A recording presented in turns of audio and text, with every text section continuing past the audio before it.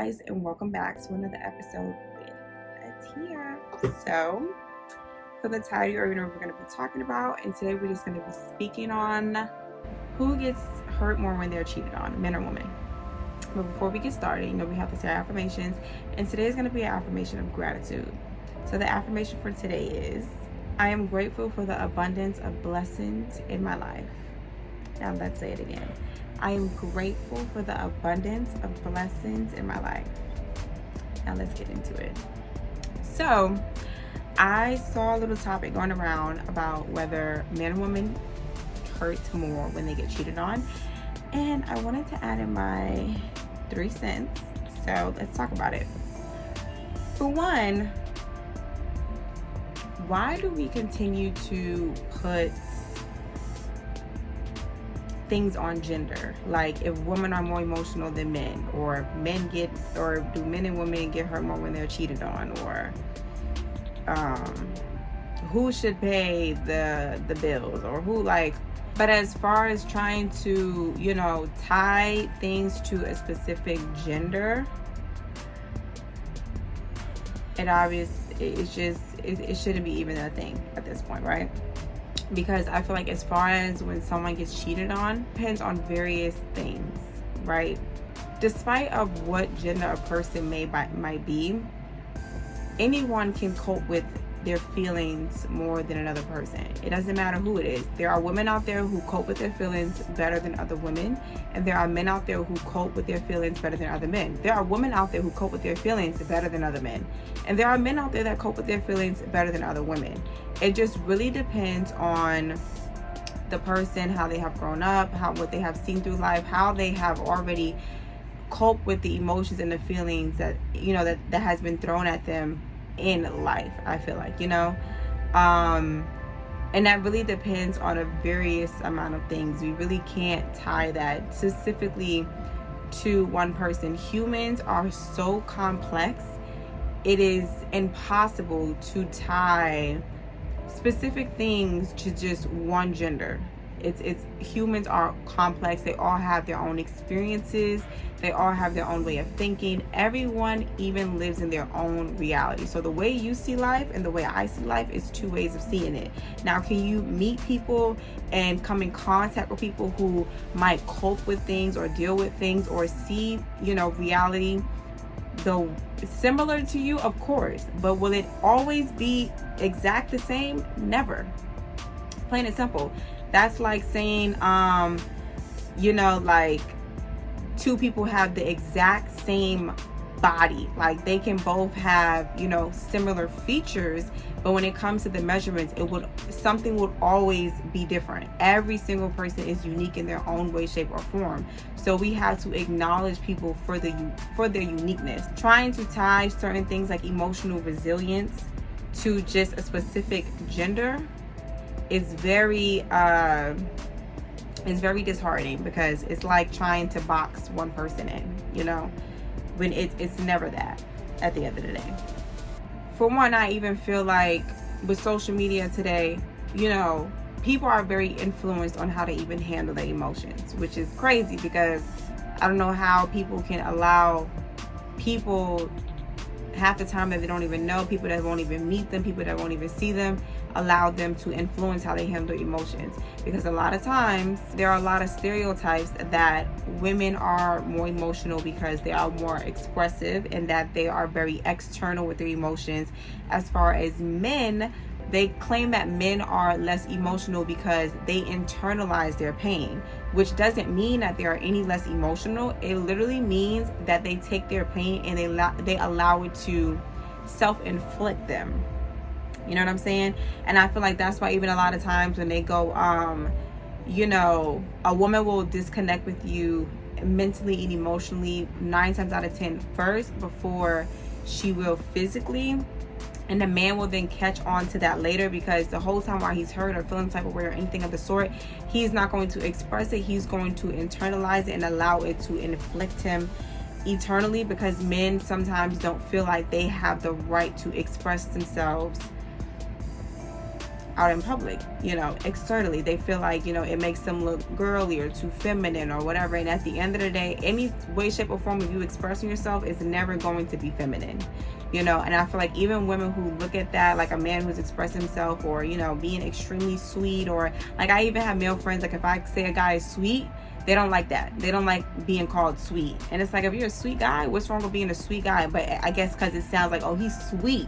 But it's like, okay, and you know what I mean? Like, what's wrong with a guy being extremely, you know, nice to a woman, or, you know, just being a gentleman to a woman, to where it comes off like he's a sweet man, you know? Like, what is wrong with that? But it has been something that social media has made it seem like that's not what men are supposed to do, you know. Like I said, creating this box for them to withstand in. And so when they actually do feel something or feel a way, or they get, you know, extremely emotional in a situation that they're in, they might have a tendency of internalizing their emotions, because they may feel like that's what a man really looks like, a man who internalizes his feelings. When I'm not saying it is, I'm not saying it isn't, but I'm saying if it's not helping you become a better person, then maybe we should rethink that. You know what I mean? I feel like any decisions that we make, whether it's emotionally, physically, mentally, we should be striving to be the best version of ourselves. That is just the end goal while we're here. Just be the best version of ourselves. Whatever decision works for us is decisions that we should go towards. End of discussion. Not what they want for you, and your mom want for you, or your dad want for you, or what their point of view is. Because like I said, everyone lives in their own reality. So yes, a lot of times people have this thing where they self-project, and they're trying to project their sense of reality onto the next person. And when you internalize that, you are internalizing someone else's reality that can go completely against yours, which is why you may feel all this pain and inflict, and when it comes to your internal issues, because you're not really living for yourself, you know. And social media has a habit of doing that, being very stereotypical, and making people feel like you have to be this way or that way, or you're weird. Plain and simple. And at the same time too, like I get it with the whole, you know, allowing social media to dictate, you know, how you move and who you are and what you do and what you post, and, you know, things that you might say, you know, on and offline. Because I don't even think people realize how much social media impacts their real life, day-to-day lives. The amount of men that even come to me and be like, women really have nothing to talk about these days, because even everything that they talk about, it has to do something with social media drama, or just social media topics or norms or whatever. And it's like they don't have any depth within them that is outside of social media, which I understand, because even as human beings, if you even look at it scientifically, human beings always have a tendency of thriving in groups. And so as long as people feel like they're a part of something, they have a more tendency of feeling comfortable versus, you know, being the oddball out the group. And, you know, it's a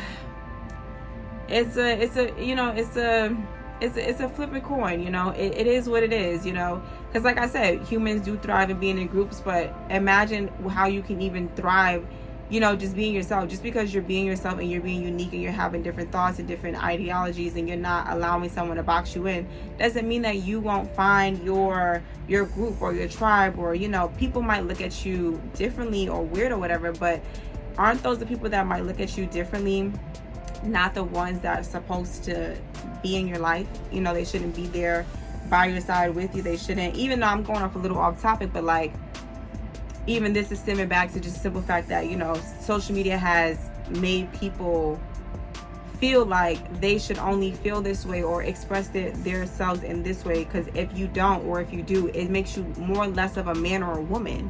When it's like I said, whatever works for you, okay, that helps you, you know, get closer to the best version of yourself, if that is your goal, or whatever your goal may be in life, whatever it is that helps you get closer to what that end goal in life, that's something you should be worried about.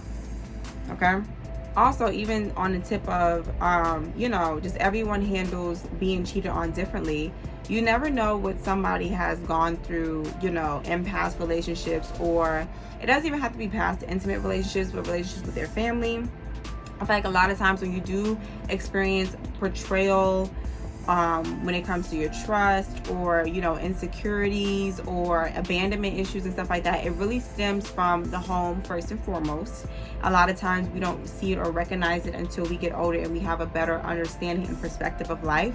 But so that being said, depending on how a person may have coped with having to deal with betrayal and trust and abandonment and all those things that I've named, with friends, family, even before actually getting into a real relationship, can even determine how a person is hurt or reacts when they get cheated on. But all in all, I think everyone equally gets as hurt if they're being cheated on. I think everyone, of course, has a different way of handling it. Now, is because someone handled it differently than the other person, does that mean that they're any less hurt? Is that the real question that we should be asking, right? If a person have a tendency of, let's say for an example, a couple, male and woman, or male and male, woman and woman, whatever way you want to put it, one gets cheated on. If the person that have gotten cheated on, let's say they both cheated on each other. One cheated on one first, other one cheated on the other person, right? Granted.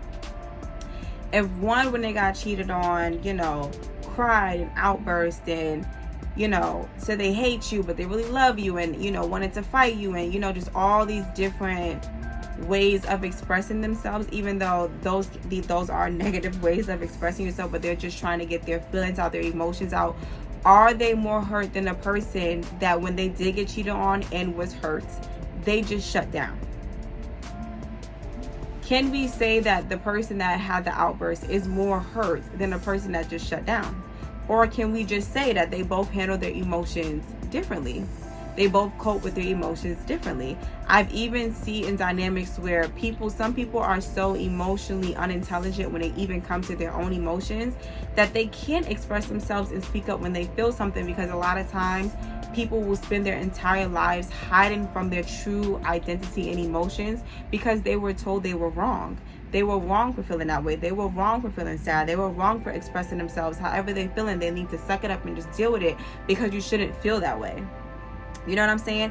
And it's not even just for men. Women at times have gone through situations where, big girls don't cry. Put your big girl panties on, and just having to withhold their emotions and become extremely prideful when it even comes to expressing themselves, because when you are expressing yourself, you are putting yourself in a vulnerable situation, and everyone doesn't have it in them to be vulnerable. But does that mean that they're any less hurt? Is that what that means? Right? Because why are we even, like, when I even seen the topic, like, why are we even having the conversation of, are men and women, are men or women more hurt than the other when they get cheated on or betrayed? Or we are humans. Can we understand that? Like, I'm tired of us acting like we're just robotic or something. We are human beings. Period. I don't care what you can act like you're the most nonchalant person in the world. You don't care about nothing. Oh my God, oh my God, oh my God.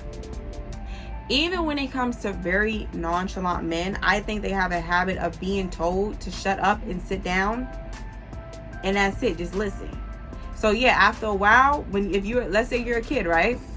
And you like to talk, you like to be very expressive, you like to express yourself, you like to have conversations, you like to ask questions, and then you grow up with around a family member, or family in general, or friends that tell you your questions are stupid. Why are you asking that? Why are you always talking? You're a chatterbox. You're this, you're that, you're that. What do you think a person gonna do? They're gonna stop talking. Yeah. Because they feel like whatever they talk about is never important to the next person. So why do I keep talking?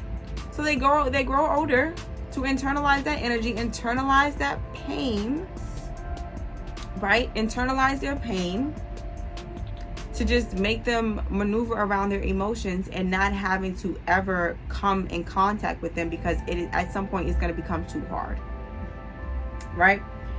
So like I said, like, even in the tip of that, like, I don't even think it's about whether one gets more hurt than the other. I think depending on how everybody handle it, they are just as equally as hurt. but everyone has their own perception of life. Everyone has their own perspective. Everyone lives in their own reality. Everyone comes from their own background of something. I don't care who it is. Everyone comes with their own background of some type of struggle, whether it's mentally, whether it's emotionally, physically, spiritually, whatever it is. Nobody comes just on this earth and it's just peaches and cream and a clean slate. You know, I know it might seem like that sometimes in people's lives, but that's not what it is, ever. It's never that. It's never that. Okay? You know how many times people even have like come to me and tell me like, oh, I can never envision you having insecurities. I can never envision you, you know, feeling a way about this or that. And I'm like, I'm human. I can never envision you struggling. I can never envision you. And it's like, I am human, okay? Some things that people go through, I go through just as much and sometimes even worse. And sometimes the next person might go through what I'm going through and even worse. Like even when it comes to our situations, there's even someone out there that always go through worse than what we are going through, which is why it's always very important to be grateful. Oh child, I'm just going off with this. I'm about to end this barely soon because I'm just going to start going up at the mouth. But I'm just saying, you know, even in that sense, right? The way that if me and a person was to go through something similar, the way I might handle my emotions might be very different from the next person. And it might even make the next person question, well, damn, are you really hurt about that? Are you really going through that? Are you really like, why are you acting like that? And you know, why are you not as upset as me? Or why don't you feel the same way as I do? Or why are you not expressing yourself the same way? And it's like, depending on how a person has grown up and how a person has already practiced to cope with their emotions, it's going to be different from the next person. I'm even give you an example, and I'm going to close out with this. For me, for example, right? Just being fully transparent. I found out recently that a way that I have coped with a lot of my trauma is I have a dismissive memory, right? So I have a tendency, my brain automatically has a tendency, because the things that I have grown up to go through, that when I go through something that is traumatic to me, I will automatically forget it without even having to try to forget it. My brain has automatically wired itself to forget certain things that go on in my life that can be traumatic, that makes me think of past memories that I had to forget in order to get over. Now, to someone else, now because I'm in a space where I have, like, because my brain is in a space where it's going to automatically, it's not going to forget, of course, the memory is always going to be in the back of my mind, but it's going to be so deep further down, I would never even think about it, you know. And which is why for me, sometimes it makes it very easy for me to forgive people when they betray me, because I probably forgot what you have done. That's a way for me to cope with things. Now, does that mean that it didn't hurt as much? It hurt like hell, of course, and it hurt so much that I had to forget what it was like, what I was feeling, or whatever I went through in order for me to cope with that emotion. But does that mean that I'm any less hurt than you are? No. It means that growing up as a child, I have been through, I don't feel like getting emotional, I have been through such traumatic things that in order for me to cope and go through life, I have to forget certain things and push them aside for me to continue to move forward with my life, or otherwise I will stay stuck. Anyways, I love you guys. I hope you take something from this video, and I see you next time. Bye.